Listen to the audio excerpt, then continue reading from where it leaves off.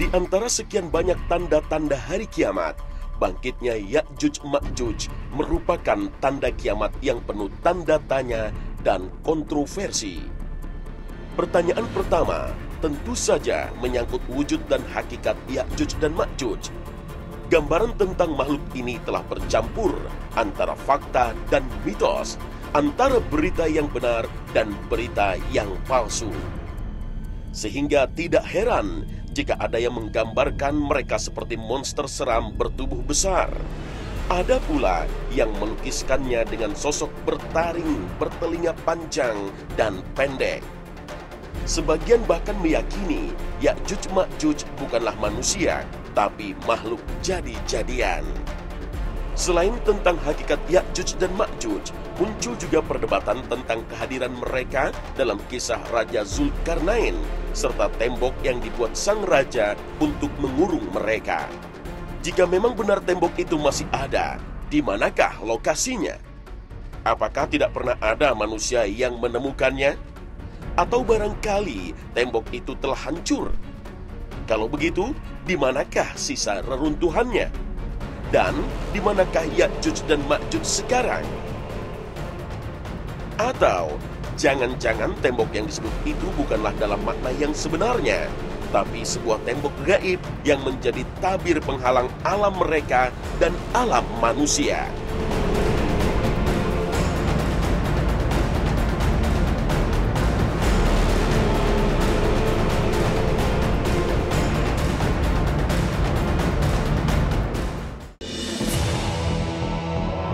Assalamualaikum warahmatullahi wabarakatuh. Selamat pagi pemirsa Trans 7. Khazanah Ensiklopedia Islam Dunia pagi ini kembali hadir ke hadapan Anda untuk berbagi pengetahuan dan saling menasehati dalam kebajikan. Ya'juj dan Ma'juj merupakan dua istilah yang selalu disebut bersamaan. Istilah ini dapat kita temukan dalam Al-Quran dan hadis, juga kitab-kitab suci terdahulu. Sebagian ahli bahasa berpendapat Ya'juj dan Ma'juj berasal dari bahasa Arab, yaitu dari kata ajja yang berarti bergejolak atau berkobar, dan dapat juga bermakna yang cepat gerakannya. Sedangkan menurut yang lain, Ya'juj dan Ma'juj bukan dari bahasa Arab, tapi dari bahasa Ibrani yang kemudian diserap ke dalam bahasa Arab. Karena kelompok Ya'juj dan Ma'juj ini sudah ada sebelum peradaban Arab lahir dan sebelum diletakkannya tata bahasa Arab. Kata Ya'juj dan Ma'juj sama halnya dengan kata iblis, Adam, Hawa, Ibrahim, Musa, Harun, Taurat, dan Injil, yang semuanya bahasa non-Arab yang kemudian diserap ke bahasa Arab. Dalam bahasa Inggris dikenal juga istilah Gog and Magog yang diperkirakan berasal dari bahasa Ibrani. Istilah Gog and Magog digunakan juga dalam 7 terjemahan kitab Taurat Perjanjian Lama. Fantasi berlebihan tentang rupa Ya'juj dan Ma'juj ikut membuat rancu tentang hakikat sebenarnya dari makhluk ini. Apalagi banyak hadis palsu yang beredar tentang Ya'juj dan Ma'juj memperlengkap gambaran buram tentang makhluk perusak ini. Yang pasti, Ya'juj dan Ma'juj bukanlah alien dari planet di luar bumi, juga bukan monster besar yang buruk rupa. Mereka seperti dijelaskan dalam hadis sahih merupakan manusia anak keturunan Nabi Adam alaihissalam. Hanya saja mereka kemudian menjadi ras bangsa yang menjadi pionir dan penyebar kerusakan di muka bumi, sehingga kelak mayoritas penghuni neraka berasal dari golongan mereka. Keterangan ini bisa kita dapatkan dalam hadis sahih yang diriwayatkan Imam Bukhari. Rasulullah SAW bersabda, Allah Ta'ala berfirman kepada Adam, "Wahai Adam," maka Adam menjawab, "Aku sambut panggilanmu dengan senang hati, serta semua kebaikan ada di tanganmu." Lalu Allah Ta'ala berfirman, "Keluarkan gerombolan penghuni neraka." Maka Adam bertanya, "Siapa itu gerombolan penghuni neraka?" Allah menjawab, "Mereka terdiri dari 999 orang dari setiap 1000 orang. Maka ketika itu anak kecil menjadi beruban, Setiap yang hamil melahirkan apa yang dikandungnya. Dan kamu lihat orang-orang seakan-akan mabuk, padahal mereka tidak mabuk. Tetapi karena azab Allah yang sangat keras. Kemudian para sahabat bertanya, "Siapakah yang satu itu, wahai Rasulullah?" Rasulullah menjawab, "Bergembiralah, sesungguhnya penghuni neraka itu dari kalian satu, dan dari Ya'juj wa Ma'juj 1000 orang." Hadis riwayat Bukhari. Uraian Rasulullah dalam hadis tadi memberi pemahaman bahwa perbandingan umat Rasulullah yang menjadi penghuni neraka dengan Ya'juj dan Ma'juj yaitu 1:999. Ini juga menunjukkan populasi yang sangat banyak dari bangsa perusak ini. Dan tentu saja populasi sebanyak itu tidak datang tiba-tiba. Karena mereka manusia, maka mereka juga beranak pinak hingga mencapai populasi yang besar. Kebangkitan Ya'juj dan Ma'juj merupakan bagian dari tanda akhir zaman. Tapi bukan berarti mereka sekelompok orang yang mendadak muncul di akhir zaman. Mereka telah lama ada. Ketika Al-Quran menceritakan kisah Raja Zulkarnain, Al-Quran menyinggung tentang keberadaan mereka. Nama Ya'juj dan Ma'juj disebut ketika Raja Zulkarnain bertemu dengan kaum yang bahasa mereka sukar dipahami. Kaum ini mengeluhkan kepada sang raja tentang keberadaan Ya'juj dan Ma'juj yang membuat kerusakan di muka bumi. Kaum ini meminta kepada raja agar membuat dinding antara dua gunung yang akan membatasi gerak dari Ya'juj dan Ma'juj. Dialog antara Zulkarnain dan kaum ini Allah kisahkan dalam surat Al-Kahfi. Hingga apabila dia telah sampai di antara dua buah gunung, dia mendapati di hadapan keduanya suatu kaum yang hampir tidak mengerti pembicaraan. Mereka berkata, "Hai Zulkarnain, sesungguhnya Ya'juj dan Ma'juj itu orang-orang yang membuat kerusakan di muka bumi. Maka dapatkah kami memberikan suatu pembayaran kepadamu supaya kamu membuat dinding antara kami dan mereka?" Al-Quran, Surah Al-Kahfi, ayat 93-94. Raja Zulkarnain mengajak kaum tadi untuk bekerja sama membangun tembok dari besi. Tembok selesai dibangun dan Ya'juj Ma'juj terkungkung di dalamnya. Hanya saja, tembok ini tidak akan menghalangi mereka selamanya. Suatu saat akan hancur dan mereka akan keluar membuat berbagai kerusakan di muka bumi. Kisah ini juga Allah Ta'ala ceritakan dalam surat Al-Kahfi.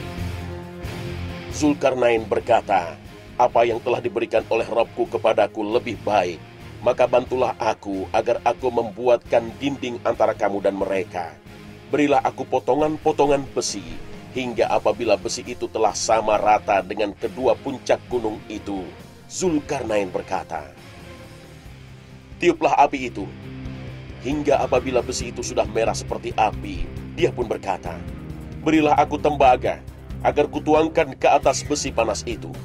Maka mereka tidak bisa mendakinya, dan mereka tidak bisa pula melubanginya. Zulkarnain berkata, "Ini merupakan rahmat dari Robku. Maka apabila sudah datang janji Robku, dia akan menjadikannya hancur luluh, dan janji Robku pasti benar." Al-Quran, Surah Al-Kahfi, ayat 95 hingga 98. Selain sifat tamak, rakus, dan merusak yang ditunjukkan oleh Ya'juj dan Ma'juj, mereka juga sangat sombong dan takabur. Apa saja yang mereka lewati akan mereka eksploitasi, sehingga semua menjadi rusak.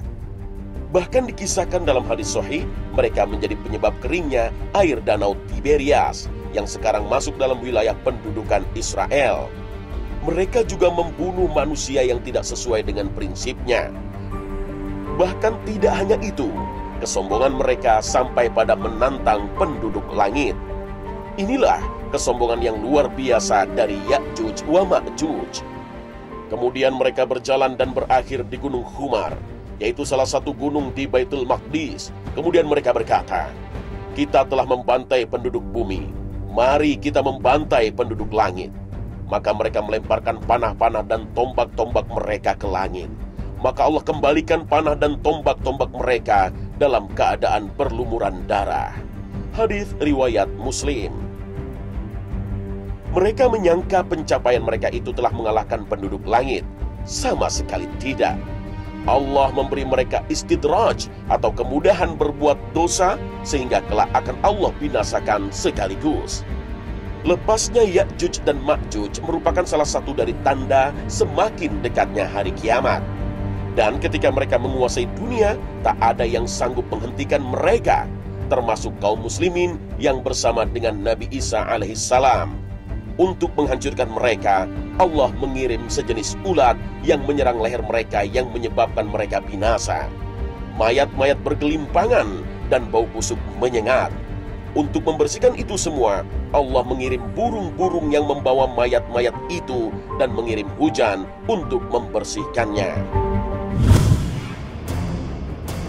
Keterangan dari Al-Quran dan hadis tidak menyebut dengan tegas tentang hakikat Ya'juj dan Ma'juj. Secara garis besar, Al-Quran dan hadis berbicara tentang lepasnya mereka menjelang kiamat. Sehingga para ulama, ahli tafsir, dan sejarawan senantiasa berijtihad untuk memahami hakikat mereka dan kaitannya dengan realitas saat ini. Secara umum ada dua pendapat tentang Ya'juj dan Ma'juj. Pendapat pertama meyakini bahwa mereka masih terkurung dalam benteng yang dibuat oleh Zulkarnain, dan kelak setelah Nabi Isa bangkit, barulah mereka dilepaskan. Sedangkan pendapat kedua meyakini bahwa Ya'juj dan Ma'juj telah lama lepas dari benteng yang mengurungnya, dan saat ini mereka ada di tengah-tengah kita, merusak segalanya tanpa kita sadari. Para ulama, ahli tafsir, dan sejarawan yang mengatakan Ya'juj dan Ma'juj telah lepas juga berbeda pendapat tentang sosok Ya'juj dan Ma'juj ini. Imran Hussein, seorang pakar studi akhir zaman dari Trinidad, dalam bukunya An Islamic View of Gog and Magog in the Modern World mengungkapkan bahwa Ya'juj dan Ma'juj telah lepas, dan lepasnya mereka berkaitan erat dengan suatu kaum dan suatu negeri. Wilayah manakah yang dimaksud dan siapakah kaum tersebut? Kesimpulan tersebut bisa ditelusuri dengan memperhatikan kembali surah Al-Anbiya ayat 95 dan 96 yang berbicara tentang Ya'juj dan Ma'juj.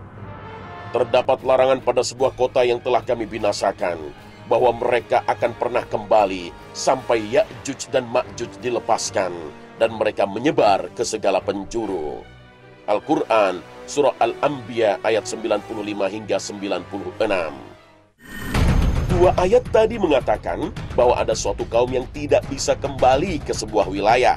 Hingga dilepasnya Ya'juj dan Ma'juj, barulah mereka bisa kembali.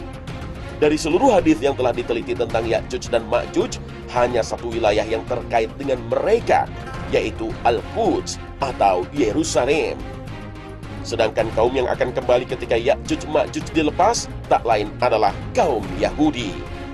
Tembok yang dibangun Zulkarnain diyakini telah lama runtuh, karena rasanya tidak mungkin ada wilayah di dunia yang tertutup dinding besi yang menghimpun populasi manusia dalam jumlah besar.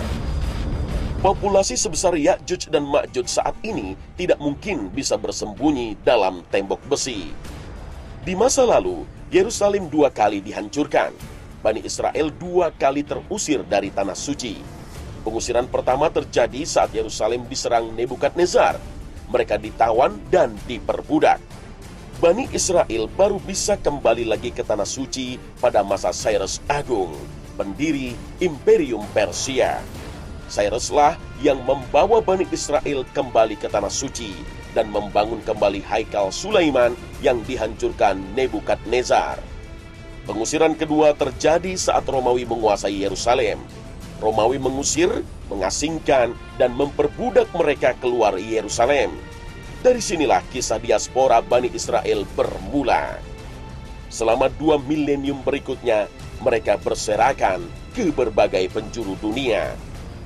Al-Quran menjelaskan bahwa apa yang mereka alami itu merupakan hukuman dari Allah kepada mereka, dan mereka baru akan kembali ketika Ya'juj dan Ma'juj berkuasa. Dan ketika Ya'juj dan Ma'juj dilepaskan, mereka merangsek bagai gelombang. Mereka menyebar ke berbagai penjuru, menguasai dunia, menjadi superpower. Dan dengan kekuasaannya atas dunia, mereka membawa kembali kaum Yahudi ke Yerusalem untuk mengklaimnya sebagai milik mereka. Orang-orang Yahudi telah mengklaim kembali tanah suci dan telah mendirikan negara di sana dengan mengusir orang-orang Palestina. Maka Imran Hussein berkesimpulan bahwa bangsa yang membawa orang Yahudi ke Palestina itulah Ya'juj dan Ma'juj. Ia juga menambahkan bahwa sebagian besar orang Yahudi yang mendirikan negara Israel saat ini merupakan orang Eropa yang menyamar sebagai Yahudi atau Yahudi Ashkenazi. Sedangkan Yahudi Semit asli Bani Israel adalah warga kelas 2 di Israel. Secara genetik, Bani Israel dekat dengan bangsa Arab. Sementara saat ini banyak Yahudi yang berkulit putih. Dari mana asal mereka? Informasi ini juga dikemukakan oleh ahli lain seperti sejarawan Prancis Ernest Renan dan Arthur Koestler, seorang jurnalis dan penulis asal Austria. Mereka telah lama berteori bahwa mayoritas Yahudi yang ada di Israel sekarang bukanlah Yahudi keturunan Ibrahim, Ishak, dan Yakub. Mereka aslinya adalah bangsa Khazar yang pernah mendirikan imperium di utara pegunungan Kaukasus. Mereka tadinya penganut pagan dan kemudian bertukar menjadi Yahudi. Bangsa Khazar inilah yang menyebar ke Eropa Timur, kemudian ke Eropa Barat. Sebagian dari mereka kemudian banyak yang hijrah ke Amerika. Tanda penting lainnya dalam hadis Nabi yang menyebutkan bahwa Ya'juj dan Ma'juj akan menjadikan bangsa Arab sebagai sasaran penindasan dan penganiayaan. Dan inilah yang terjadi saat ini. Dan suatu saat Israel akan melancarkan perang besar untuk memperluas wilayahnya dari sungai Nil ke sungai Efrat. Wilayah-wilayah tersebut saat ini masih berada di tangan bangsa Arab. Saat ini tidak ada yang paling mengancam bangsa Arab selain Israel, terutama dengan senjata nuklirnya. Negara ini diperkirakan mempunyai 60 hingga 200 rudal berhulu ledak nuklir. Dari Zainab binti Jahsin bahwa Nabi bangun dari tidurnya seraya berkata, "La ilaha illallah, celakalah orang-orang Arab karena keburukan yang telah dekat. Telah terbuka pada hari ini dari dinding Ya'juj dan Ma'juj seperti ini, membentuk jari melingkar." Kemudian Zainab berkata, "Ya Rasulullah, apakah kita akan binasa meskipun bersama kita ada orang-orang soleh?" Beliau menjawab, "Ya, ketika keburukan semakin banyak jumlahnya." Hadis riwayat Bukhari. Apalagi sifat Ya'juj dan Ma'juj yang merusak sangat mirip dengan apa yang dilakukan Israel dan pendukungnya. Perusakan yang dilakukan bukan hanya material dengan melakukan pembunuhan massal, tapi mencakup segala aspek kehidupan. Dengan tangan dan jaringannya yang menguasai dunia, mereka merusak agama, merusak akhlak, merusak tatanan sosial dan ekonomi. Perusakan yang dilakukan secara sengaja dan sistematis dengan pembunuhan massal, dengan perusakan kunci unsur kehidupan termasuk kehidupan akhirat. Ya'juj dan Ma'juj merupakan kaum dengan profesi dan gaya hidup yang secara kolektif menciptakan dan mempraktikkan semua jenis kerusakan.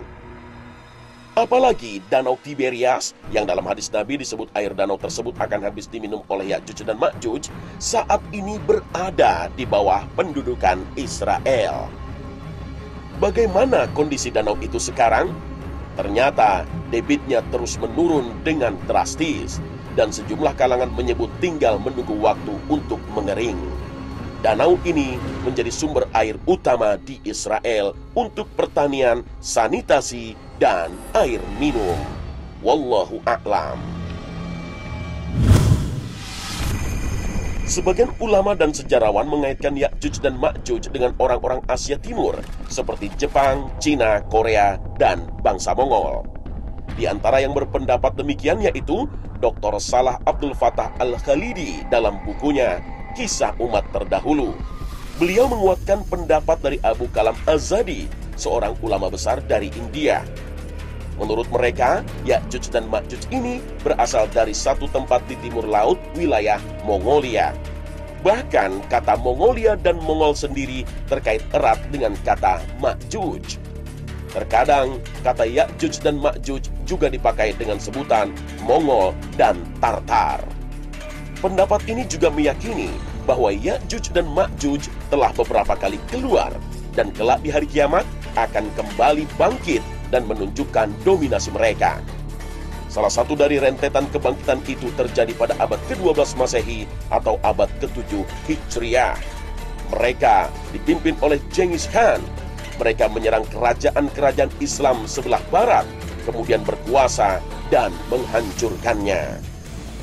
Dan cucu Genghis Khan bernama Hulagu berhasil memasuki Baghdad yang merupakan ibu kota pada zaman Khilafah Abbasiyah dan menghancurkannya pada tahun 656 Hijriah.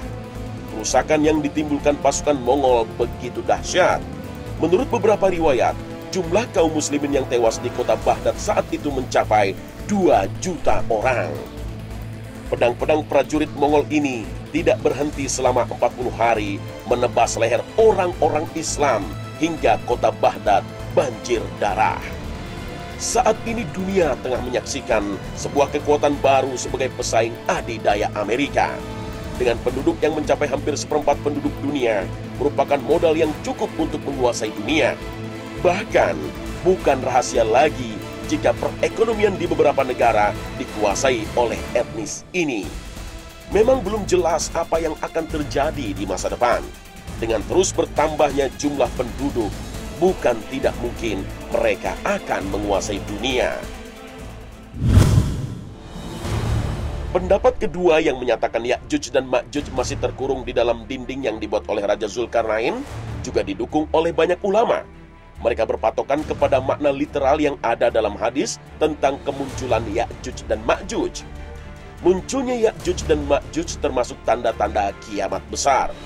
Hadis menyebutkan bahwa kemunculannya Ya'juj dan Ma'juj terjadi setelah Nabi Isa alaihissalam membunuh Dajjal. Nabi Isa jugalah yang berdoa kepada Allah Ta'ala agar membinasakan Ya'juj dan Ma'juj. Allah pun lantas membinasakan mereka dengan mengirim ulat yang membinasakan mereka, serta mengamankan negara-negara dan hamba-hambanya dari kejahatan Ya'juj dan Ma'juj. Sedangkan saat ini, Dajjal dan Nabi Isa saja belum muncul. Bagaimana mungkin Ya'juj dan Ma'juj telah lepas? Tidak ditemukannya dinding tempat dikurungnya Ya'juj dan Ma'juj sampai saat ini bukanlah alasan untuk mengatakan Ya'juj dan Ma'juj telah lepas. Memang banyak pencapaian yang telah didapat manusia dengan teknologi canggih, tapi banyak juga sesungguhnya hal yang belum diketahui manusia.